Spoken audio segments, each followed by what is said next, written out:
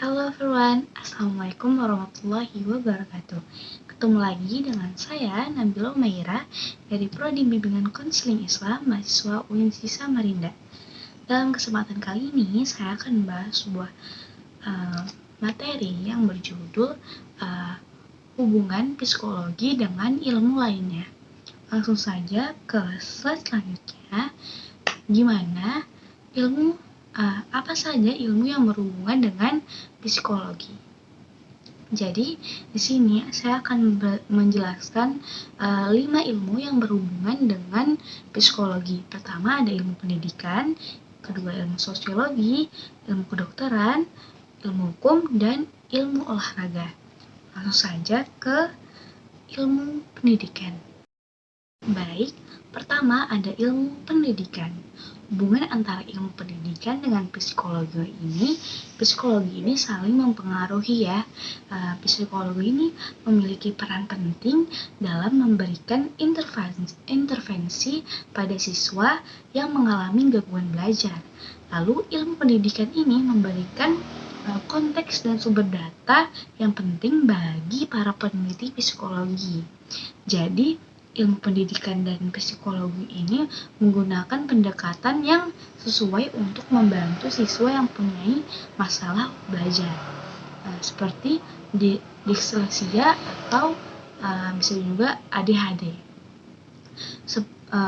Dengan memberikan terapi khusus atau strategi pembelajaran individu yang disesuaikan dengan kebutuhan individu siswa, maka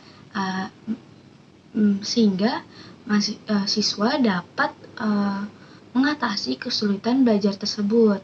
Lalu mereka bisa mencapai potensi mereka secara optimal.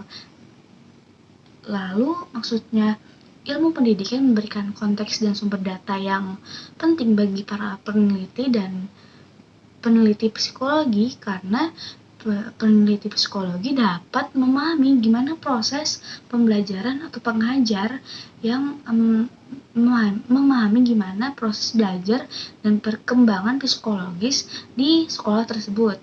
Misalnya peneliti psikologi dapat melakukan studi tentang dampak penggunaan teknologi pada saat belajar online, atau menganalisis efektivitas metode pembelajaran atau pengajaran selama di kelas. Jadi ilmu pendidikan dan ilmu psikologi ini sangat saling mempengaruhi ya.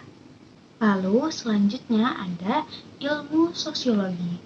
Jadi hubungan psikologi dengan ilmu sosiologi ini saling berkaitan, bahkan objek kajiannya pun sama-sama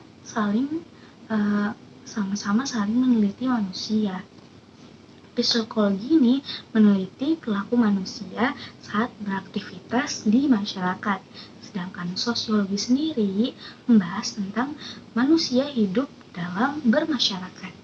Jadi maksudnya psikologi dan ilmu sosiologi ini memang memiliki hubungan yang sangat erat ya, karena sama, kajiannya pun sama-sama manusia. Lalu dalam konteks sosial psikologi sendiri meneliti bagaimana individu berperilaku saat berinteraksi dengan manusia, atau termasuk juga proses sosial seperti kepribadian, identitas diri, interaksi antarpersonal, dan perilaku kelompok.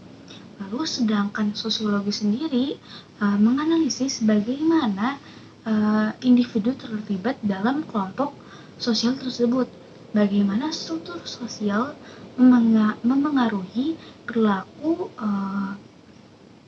manusia. Lalu sosiologi sendiri menganalisis bagaimana faktor sosial seperti golongan, gender, dan ras memainkan peran dalam kehidupan sosial. Ketiga ada ilmu kedokteran. Psikologi membantu dokter dalam melakukan diagnosis dan pengobatan penyakit yang memiliki komponen psikologis. Sedangkan ilmu kedokteran memberikan pemahaman yang mendalam tentang fisiologi tubuh manusia. Hal ini memungkinkan psikolog untuk memahami dampak kondisi medis terhadap kesejahteraan mental dan perilaku pasien. Jadi, psikolog menggunakan pengetahuan dan metode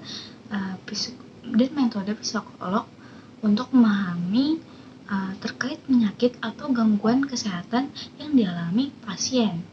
Mereka dapat melakukan penilaian dan evaluasi psikologis untuk meneliti faktor-faktor psikologis yang mungkin mempengaruhi perilaku kesehatan pasien.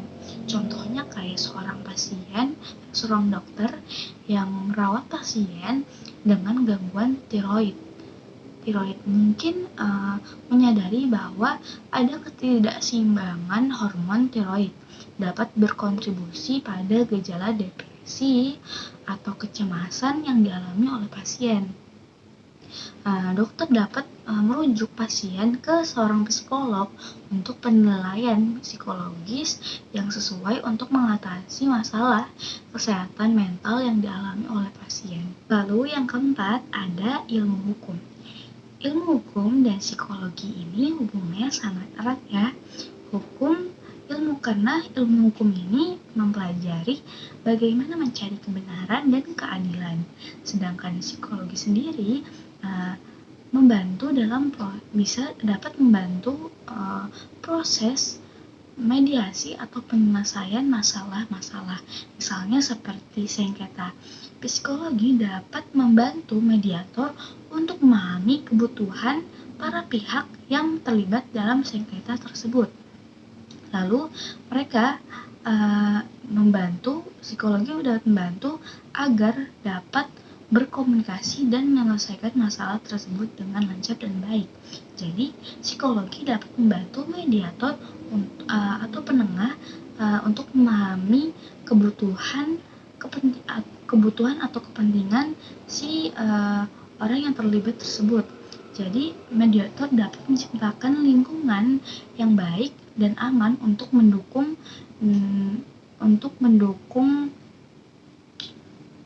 komunikasi yang baik antara pihak-pihak yang berselisih.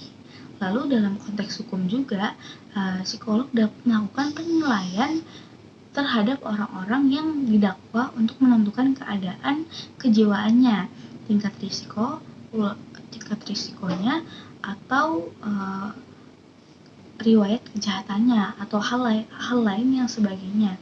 Jadi hasil penilaian tersebut dapat membantu sistem hukum dalam mengambil keputusan yang lebih adil dan baik berdasarkan pemahaman